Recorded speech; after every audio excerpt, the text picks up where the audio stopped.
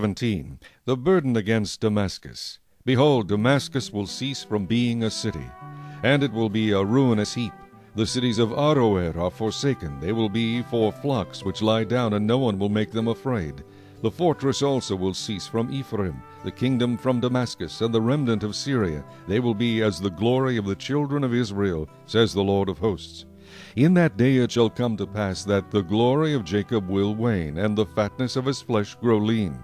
It shall be as when the harvester gathers the grain, and reaps the heads with his arm. It shall be as he who gathers heads of grain in the valley of Rephaim.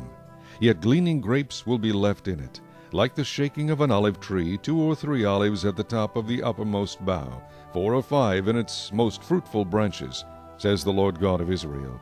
In that day a man will look to his Maker, and his eyes will have respect for the Holy One of Israel. He will not look to the altars, the work of his hands. He will not respect what his fingers have made, nor the wooden images, nor the incense altars. In that day his strong cities will be as a forsaken bough, and an uppermost branch, which they left because of the children of Israel, and there will be desolation. Because you have forgotten the God of your salvation, and have not been mindful of the rock of your stronghold, therefore you will plant pleasant plants and set out foreign seedlings. In the day you will make your plant to grow, and in the morning you will make your seed to flourish. But the harvest will be a heap of ruins in the day of grief and desperate sorrow.